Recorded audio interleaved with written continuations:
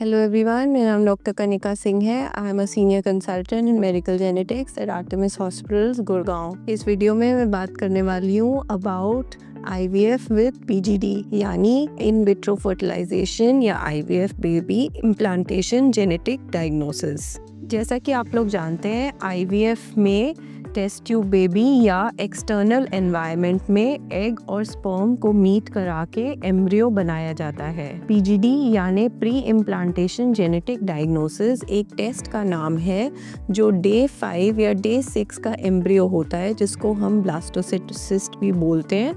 उसमें से कुछ सेल्स लेके उसमें जेनेटिक टेस्टिंग करी जाती है। तो आइए समझते हैं कि क्या सिचुएशन हो सकती है जब हमें IVF के साथ PGD ऑप्ट करना चाहिए। So there are 3 main types of PGD। सबसे पहले है PGD-A, which is also known as pre-implantation genetic diagnosis with aneuploidy।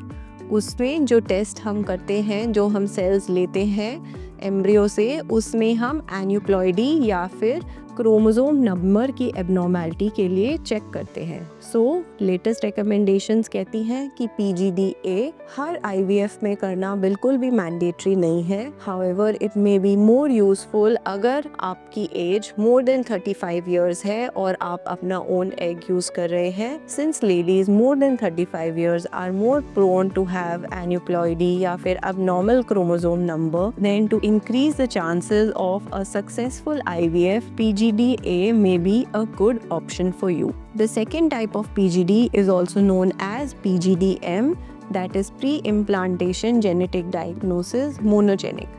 So monogenic disorders जो होते हैं वो basically single gene या gene से related disorder होते हैं, and we offer PGD-M to couples जिनमें या तो both husband and wife same gene के कैरियर हैं या फिर हस्बैंड या वाइफ कोई जेनेटिक डिसऑर्डर से खुद सफ़र करते हैं।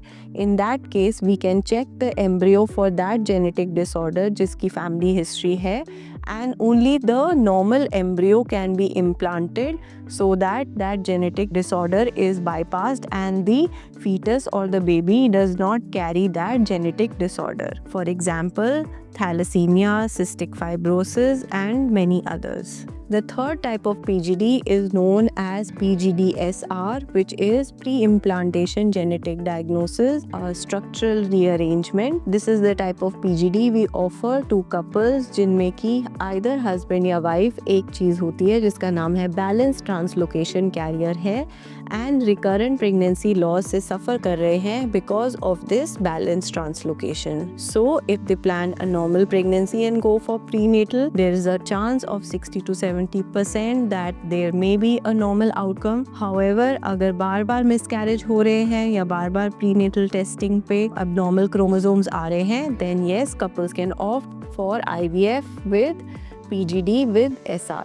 There are some special situations in IVF with PGD such as mosaicism या अगर recurrent aneuploid embryos बन रहे हैं, then one must definitely seek the advice of a genetic disease specialist to understand कि कौन से embryos safe हैं implant करने के लिए, या फिर अगर recurrent aneuploid embryos बन रहे हैं then what may be the reason for that and what are the further options. मैं बताना चाहूँगी कि PGD या प्री इम्प्लांटेशन जेनेटिक डायग्नोसिस एक बहुत ही बेहतरीन साइंस का एडवांसमेंट है, जिसकी वजह से हम प्रीनेटल टेस्टिंग और उसके बाद जो अबॉर्शन करना पड़ता है इन जेनेटिक डिसऑर्डर्स वो अवॉइड कर सकते हैं।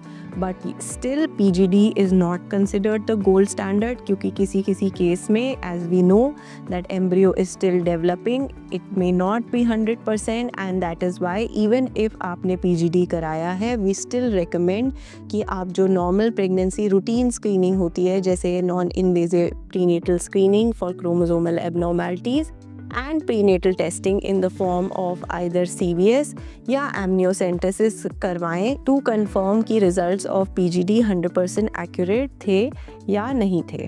So if you want more information, you can subscribe to my other videos or you can contact me on the number given below.